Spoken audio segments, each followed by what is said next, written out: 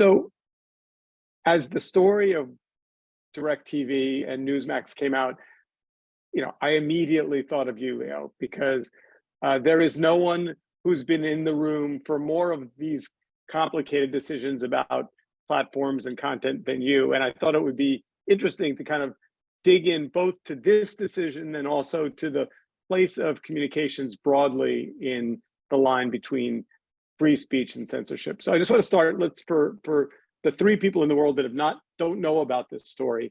DirecTV removed Newsmax and previously removed OAN, and the CEO of Newsmax, Chris Ruddy, wrote a blistering letter in which he claimed that conservative voices were being silenced.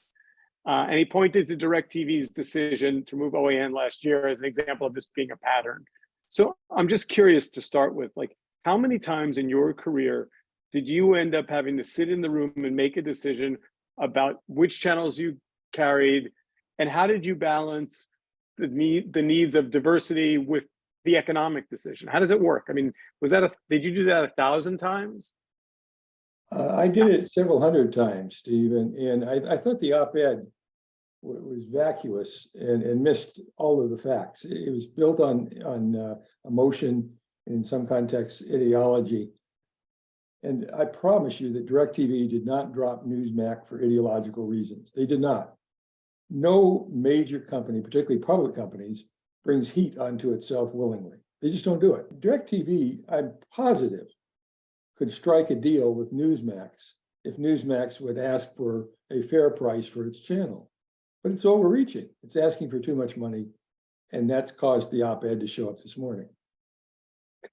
So the op-ed came out, Donald Trump then added his voice, and he had this very funny quote. He quoted in all caps, "Fake news should not be allowed to stink up our airwaves." What the Newsmax controversy is failing to address, there are myriad internet pathways to put Newsmax into the public domain. Some of them are free, some of them cost money, but it's not as if Newsmax is being driven off the cliff and out of the business. It's just Newsmax, I'm pretty sure, said to DirecTV, "I'd like you to pay me a lot for this channel." DirecTV said, "That's too much. Nobody watches your channel. I can't afford to pay you that kind of money." And as I read the op-ed, the people from DirecTV very clearly said, it's a commercial negotiation, and we should be allowed to address it in that context. Newsmax would like to have its cake and eat it too. And that's why I was so annoyed at the op-ed this morning. I don't care about Newsmax. It's not my issue. What's my issue is they shouldn't be allowed to use the Washington Times, as they did this morning, to paint a picture that's simply not true. It's not true. DirecTV is not, they're not bad people.